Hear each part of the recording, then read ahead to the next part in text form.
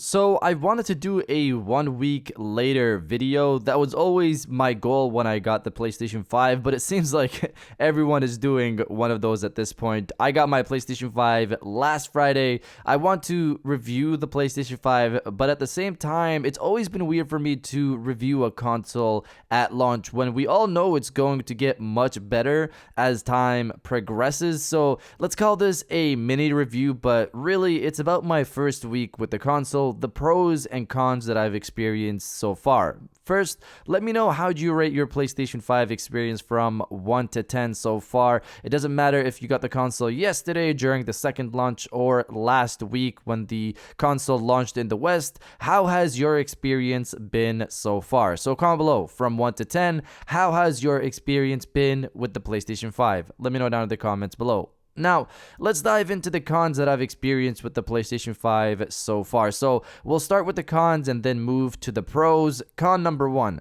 Launch day issues. For this, I'll let it slide because any device, not only the PlayStation 5 or the Series X, have launch day issues. Developers try to think up of as many scenarios as they can to test the console or software, but of course, they can't cover everything, and this results in inevitable bugs. The issue I've personally had with my PlayStation 5 is the rest issue, which seems to be mostly gone after the latest PlayStation 5 update. This issue would force my PlayStation 5 to restore its database, informing me that I turned it off improperly the last time I used it, even though I just put it into rest mode. This has been my only issue so far, and I believe the last update we got has pretty much cleared it for me personally. The other two cons are external archiving and Bluetooth headset support. External archiving is really not for me, as I've mentioned before. I delete games as I finish them and download whatever I want to replay. With that said, I get that not everyone has the fastest internet speeds and would rather deal with the transfer rate between an external hard drive and the PlayStation 5 over their internet speeds. While we know you can't play PlayStation 5s off an external hard drive, it would be nice to be able to store them there, which you can't do currently, and you could do that on the Series X, but Sony has informed us that they're looking into that feature for the future, hopefully the near future. I really hope they don't take long with this, because there's a lot of people who would benefit a lot from using external archiving if they don't have fast internet speeds. Con number 3, Bluetooth headset support. How is it in 2020 a $500 electronic device like the PlayStation 5 does not have Bluetooth headset support? I'm sure it's probably because of, they want you to buy their wireless headsets or something along those lines. The console has Bluetooth 5.1, but no support for Bluetooth headsets. It was a bummer on the PlayStation 4 and now on the PlayStation 5. On the PlayStation 3, you could connect Bluetooth headsets, so I was surprised on the PS4, and same thing with the PlayStation 5. Luckily, I can always connect my headsets to the controller through the headset jack, so that's okay. And besides that, I have the 3D Pulse headset, so it hasn't bothered me that much that I can't connect Bluetooth headsets, so it's been okay so far. Now, let's dive into the pros. There's a lot of them. The UI of the PlayStation 5 is the first thing you notice when you start up the console. It's such a nice blend of the PlayStation 3 and PlayStation 4 user interfaces, the square blocks of the PS4 UI for game icons, and how the back fills up with the game's music and imagery like the PlayStation 3 did. The UI is also just so snappy to get around with on the PlayStation 5. Jumping into something like the PlayStation Store to checking your storage count is pretty much instant on the console than it was on the PlayStation 4, where you had to wait for the store to load or wait for your storage count to be added up to see how much storage you have left. It's just instant on the PlayStation 5 from my experience. Beyond that, the download speeds of the PlayStation 5 are amazing. I have 100 megabits per second down from my internet speeds, which of course isn't the fastest out there, but it's decently fast enough for me, which if you convert it to the actual download speed of bytes,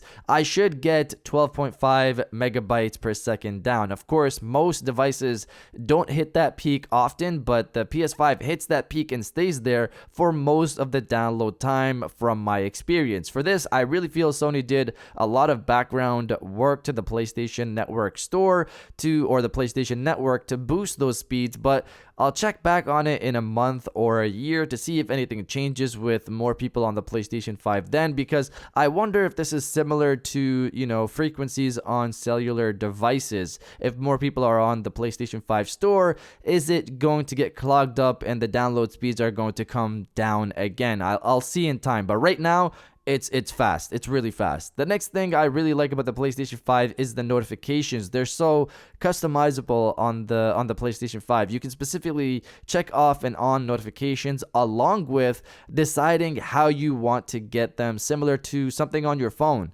An example is I want to get message notifications except when I'm watching a movie or broadcast. There's a lot more control here. You had notification options on PlayStation 4, but here it's just a bit more refined, and I like it. And in terms of control, the cards on the PlayStation 5, they give you a lot, and I feel people don't use them as much as they should. Even friends of mine who have the PlayStation 5 don't use the cards as much as they should.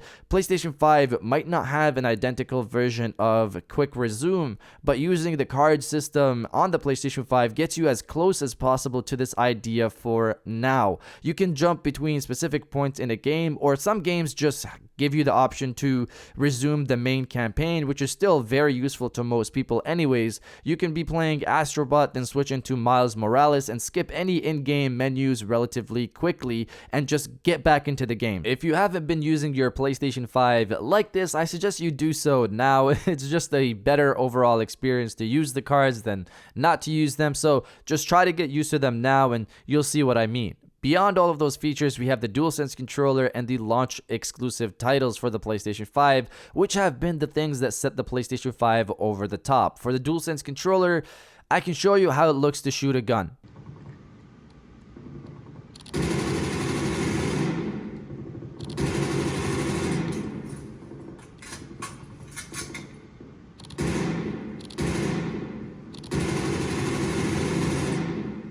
Or how it sounds when you stand on top of a big fan in Astrobot.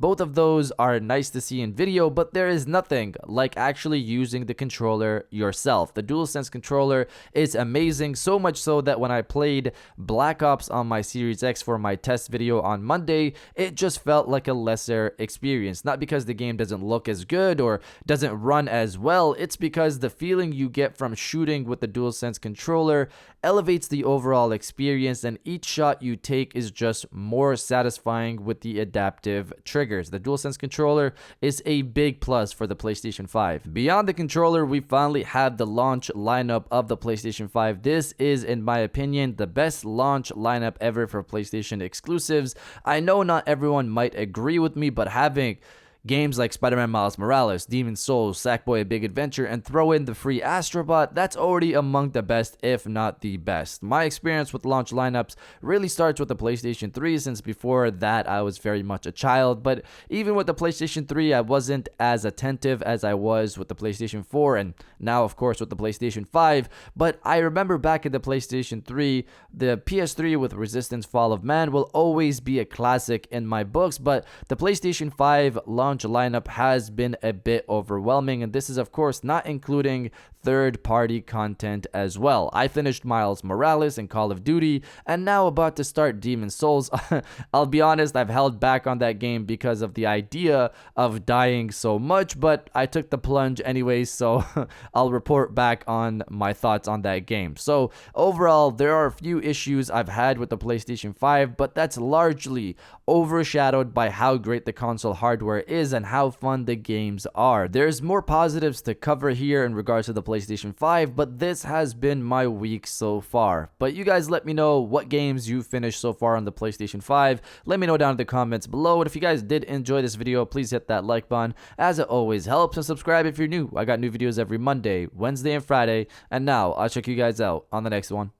And welcome back to the after show. This is the part of the video where we have a little fun down in the comments below. If you're old, welcome back. If you're new, welcome. For today's thing, what I want you guys to do is to body, obliterate, destroy, and overall harass the comment section with the start of a new era. Obviously, this is self-explanatory. We've just started the new era of the PlayStation 5. I'm excited for what's to come. If you are as well, destroy the comment section with the start of a new era, and I'll definitely heart those comments like I always do because I appreciate everybody who stays to the end of my videos. And now I'll check you guys out on the next one.